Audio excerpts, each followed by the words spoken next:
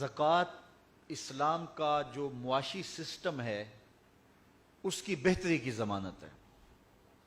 سارے لوگ امیر ہو جائیں، سارے غریب ہو جائیں، یہ اللہ کی حکمت نہیں ہے۔ کچھ غریب کچھ امیر، تاکہ نظم زندگی چلتا رہے۔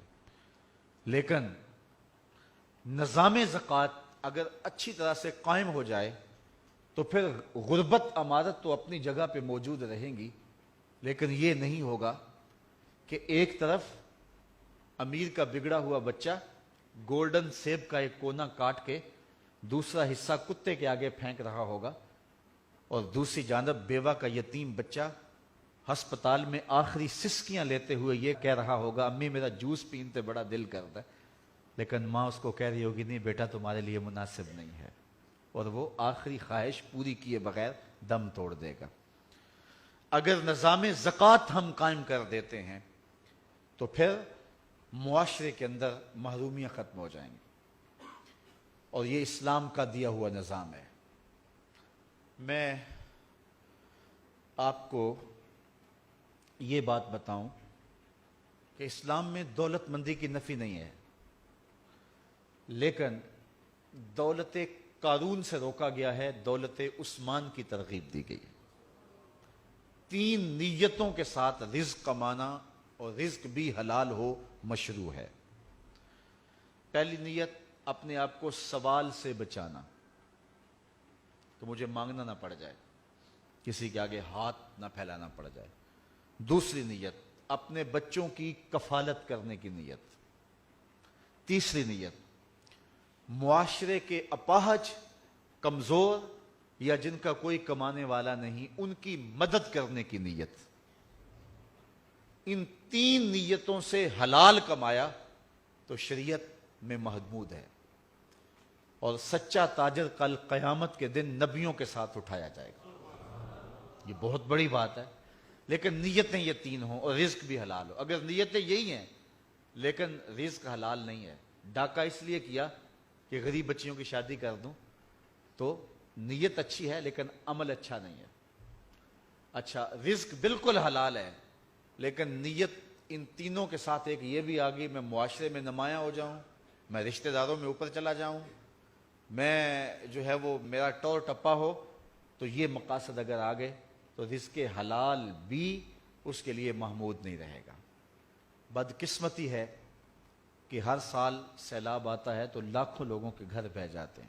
67 سال سے سیلاب کی گزرگاہیں وہی ہیں، اس کے باوجود ابھی تک سیلاب تباہیاں مچاتا ہے۔ یہاں گزرگاہیں گہری کی جا سکتی تھی۔ سب سے زیادہ جرمنی میں بارشیں ہوتی ہیں تو وہاں 50-50 فٹ گہرے جو ہیں وہ دریا ہیں، اور جتنا پانی ہو وہ کھینچ کے سمندر میں لے جاتے ہیں۔ تو یہاں دریا زمین کے برابر کیوں ہیں؟ ان کو بھی گہرا ہونا چاہیے تھا، اور کروڑوں روپے کے فنڈز موجود ہیں، لیکن اسمبلیوں میں بیٹھے ہوئے منہ کے اندر سونے کا چمچ لے کے پیدا ہونے والوں کو کیا پتا کہ غریب کا جب گھروندہ گرتا ہے تو اس پہ کیا بیتتی ہے۔ وہ ماں جس نے پائی پائی جوڑ کے، کمیٹیاں ڈال ڈال کے، لوگوں کے گھروں کے برتن مانج مانج کے بیٹی کا جہیز بنایا ہوتا ہے، جب پانی کا ریلا بیٹی کا جہیز بہا کے لے جاتا ہے تو اس ماں کے دل پہ کیا گزرتی۔ میرے رونگٹے کھڑے ہو جاتے، مجھے ایک بات یاد آتی ہے۔ ایک شخص کی جوان بیٹی فوت ہو گئی، اور میں ان کے گھر فاتحہ کے لیے گیا، تو وہ خاتون بھی کہہ رہی تھی اور اس کا شوہر بھی کہہ رہا تھا،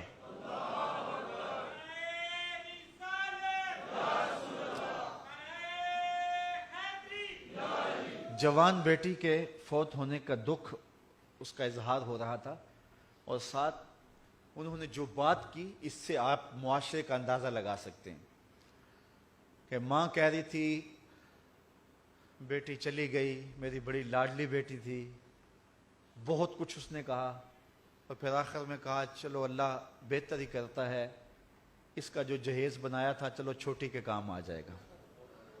تو مجھے بتائیں کہ یہ ہے معاشرے کی محرومیاں، جب وہ ڈور ڈنگر جو 5-5 سال سے پال کے جوان کیے ہوتے ہیں اور بوڑھے باپ کی آرزو ہوتی ہے ان کو بیچ کر کے ہم بیٹی کی شادی کر دیں گے، جب پانی میں بہ جاتے ہیں تو اس کیفیت کو وہ نہیں جان سکتے جو ایوانوں میں بیٹھے ہیں۔ سکھیے دی گل سکھیا سن کے اتنا خوش نہ ہوندا، دکھیے دی گل دکھیا سن کے ہنجو پر ہوندا۔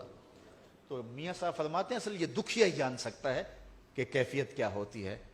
کاش کہ ہمارے آیان اقتدار کو یہ توفیق نصیب ہو کہ پشتوں کے لیے جو اربوں روپے پڑے ہیں اس سے جو ہے وہ بند باندھے جائیں، اور جو ہے وہ پانی کی آبی گزرگاہیں جو ہیں ان کو گہرا کیا جائے، اور ہر سال یہ ظلم اور یہ زیادتی نہ ہو۔ آفتیں تو آتی ہیں، تمام ممالک میں آتی ہیں، لیکن اس طرح کے نقصان نہیں ہوتے۔ یہ ہماری ناحکمتی کا نتیجہ ہے۔ پھر اشک شوئی کے لیے ہم جو ہیں وہ انہیں کچھ کر رہے ہوتے ہیں، اور وہ بھی وعدوں تک جو ہے وہ حاصل ہوتا ہے، اس کے آگے کچھ نہیں ہوتا۔